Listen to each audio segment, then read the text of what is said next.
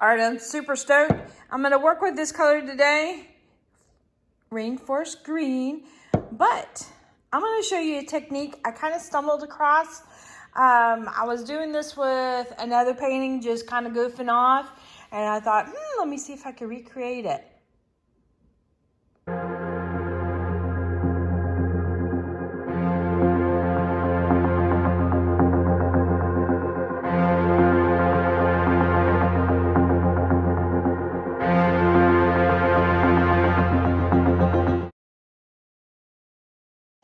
Howdy, howdy, y'all. This is Clara Lawrence, and I'm going to show you a technique that I don't know if I created it or something like that, but I haven't seen it before. And I was goofing off and playing and tried to do it again intentionally. And I actually have it out on another piece too. So I thought I'd share. All right, let me get set up. Okay, so first thing I'm going to do is I'm going to throw down a lot of color. Actually, I might throw in another color just so that you can see direction. So let me see now.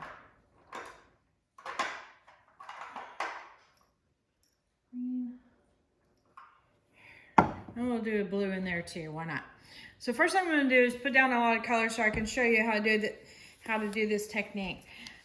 I don't know what in the world, if you need to name it or not, or it's just, I like it because it shows a little bit of texture in the background and gives the piece some energy.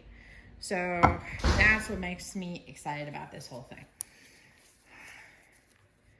All right, I'm gonna make it a little heavier on one side, a little lighter on the other.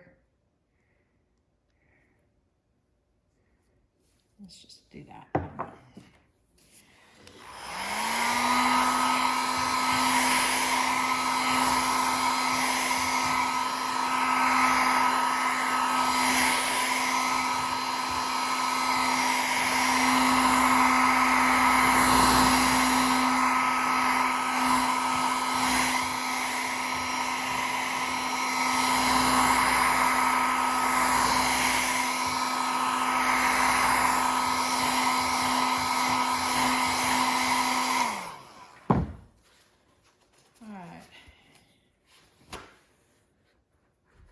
I'm using those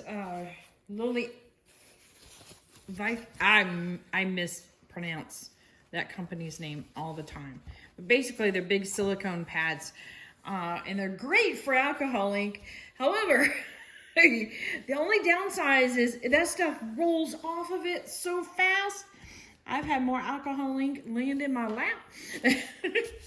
But that's okay, because it's still, the overall surface is easy to clean up, and I wear my art clothes all the time when I'm working with this stuff. So anyway, all right. So I have a little bottle here, super handy. I've got the link in the description below. And same thing with the little boards I use as well, and the alcohol inks. So what I'm doing here is I'm redistributing ink, and I'm applying some ink, I'm applying some alcohol, and I'm basically pushing the color across the canvas. Best way to do is to show you a couple times, and then I'll talk you through it, or at least that's the best way I can find for me to do it. Let's see, I'm gonna do this. I'm gonna have all of them going in this direction. So kind of think of this again, like I usually talk about herding. I'm herding the ink to go in a certain direction. So I'm gonna start on this side here.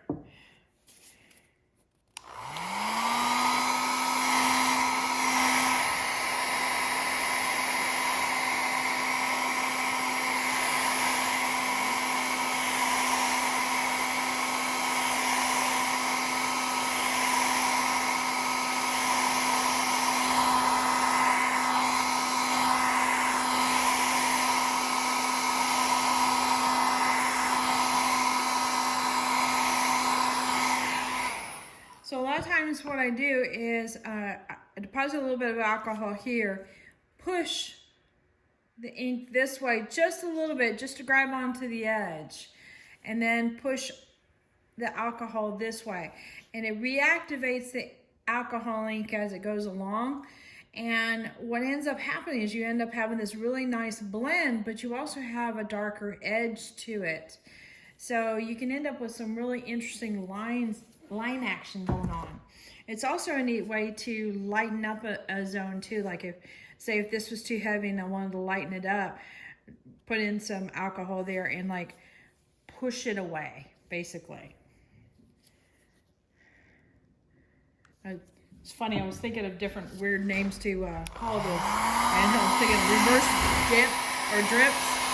And I don't know if that exactly works either, but who knows? Who needs a name for this technique?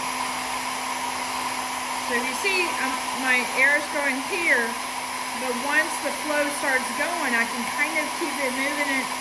I keep this steady, but it continues the pressure outward.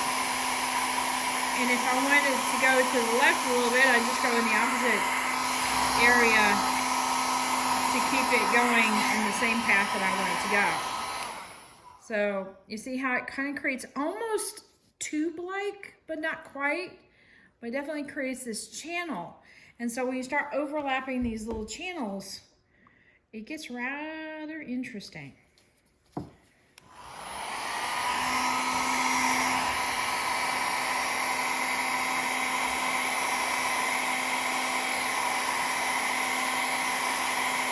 And I'll just rock my dryer left and right just to get a path going.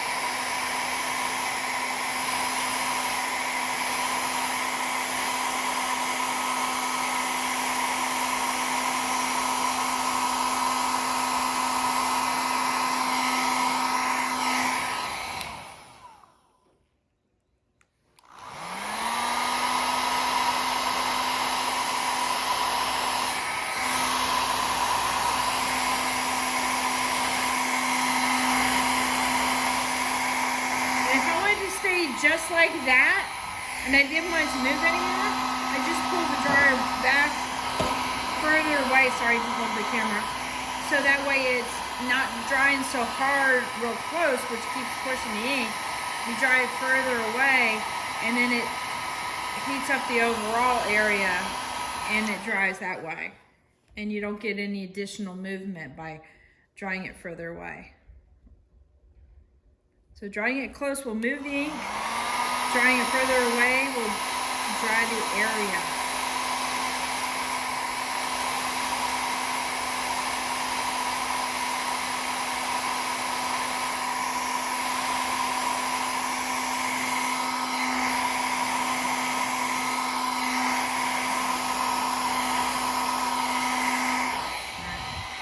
I'm trying to do a tiny drop.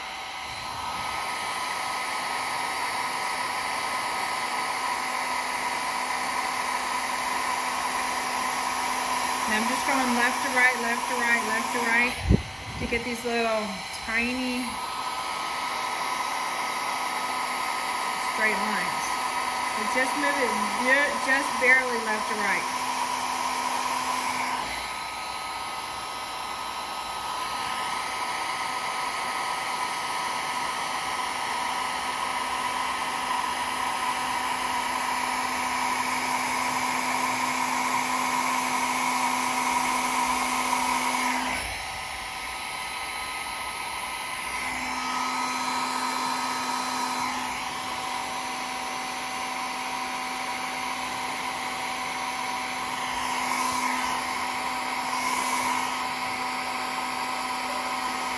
Bless you.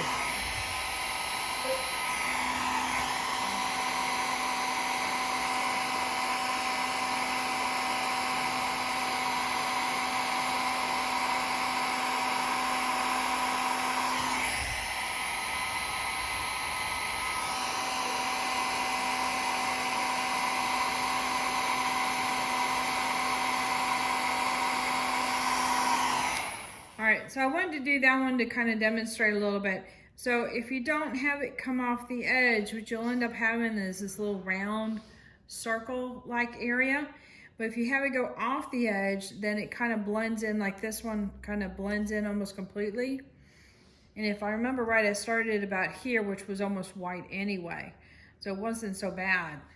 But here you can see the circle. So the way to eliminate the circle is just to either put your drop of alcohol there, push it to the edge, and then push it out, or just start it at your edge. But sometimes starting it at the edge is harder. Poor kid just had an allergy attack.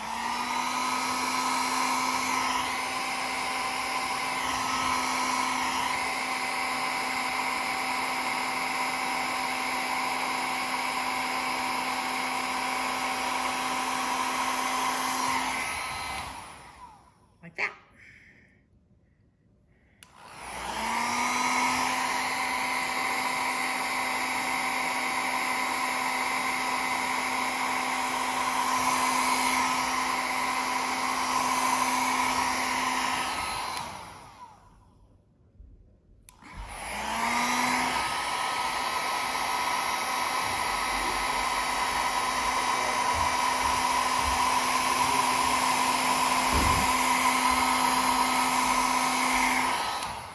Okay, so I kind of blobbed it up there, and I'm just going to fix it like this.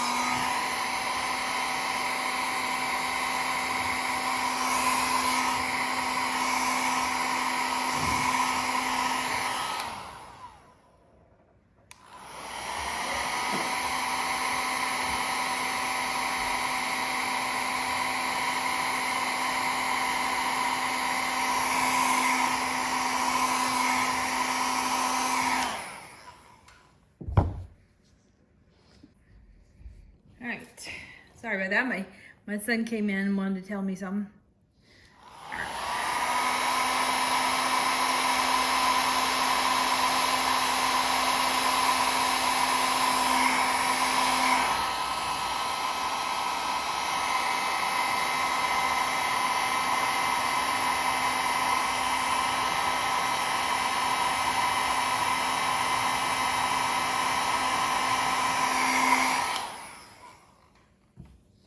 All right, let me bring you in for a close-up. All right, so here's, I need to move the tripod back a little bit. Here's the overall image. So you can see different texture lines you can get.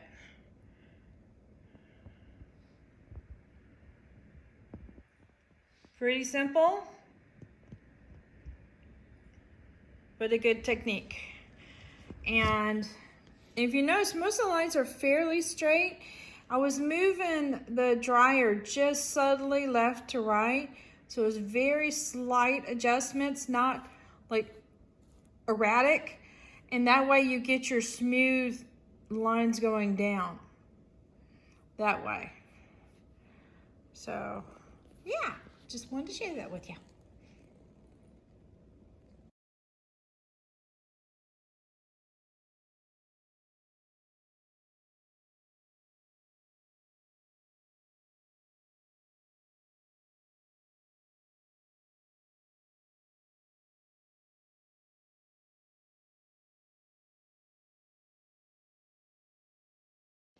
All right, hit that like button, hit that subscribe button, but definitely hit the bell to get notified next time I put a video out. Later, y'all.